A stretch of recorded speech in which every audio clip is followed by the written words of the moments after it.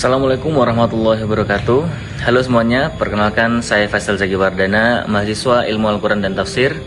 Pada kesempatan kali ini saya akan mempresentasikan hasil kajian hermeneutika dengan tema ummah sebagai komunitas. Baik, kajian ini mencoba melihat bagaimana konsep ummah dalam Al-Quran tidak hanya bermakna umat secara umum, tetapi memiliki dimensi linguistik, historis, serta moral yang lebih dalam jika kita mau membacanya melalui pendekatan hermeneutika. Secara linguistik, kata ummah berasal dari akar kata amma yang bermakna menuju, mengarah, ataupun meneladani.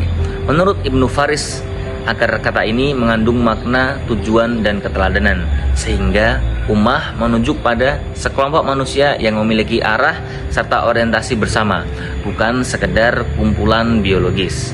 Edward William Lane juga menjelaskan bahwa ummah dapat berarti bangsa, komunitas agama, ataupun kelompok moral yang disatukan oleh nilai dan tujuan tertentu. Dari sini kita dapat memahami bahwa sejak makna dasarnya, ummah sudah mengandung dimensi normatif dan teologis, yaitu komunitas yang bergerak menuju tujuan bersama. Dalam surat Al-Baqarah ayat 143 menyebut bahwa umat Islam sebagai umatan wasaton. Ayat ini turun dalam konteks peralihan kiblat dari Baitul Maqdis ke Ka'bah.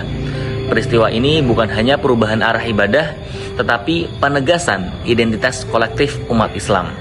Ibnu Katsir dalam karyanya menafsirkan umatan wasaton sebagai umat yang adil dan seimbang, tidak berlebihan dan tidak meremehkan. At-Tabari menambahkan bahwa posisi tengah ini memiliki fungsi kosmis, yaitu agar umat Islam menjadi saksi atas umat yang lainnya.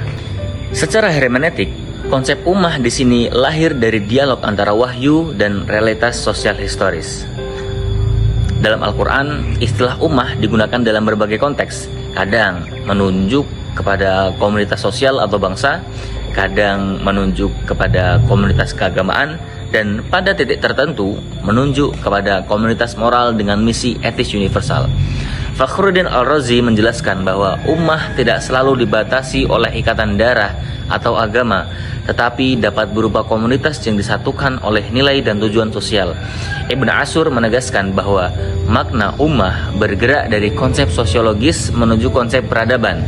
Ini menunjukkan bahwa ummah adalah konsep yang dinamis serta kontekstual. Dalam konteks dunia modern yang plural dan konsep ummah perlu dibaca ulang secara hermeneutik.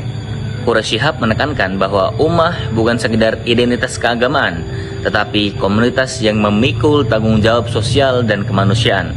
Pendekatan hermeneutika filosofis Hans Götz Gadamer membantu memahami makna bahwa teks lahir dari dialog antara teks, tradisi, serta konteks pembaca masa kini.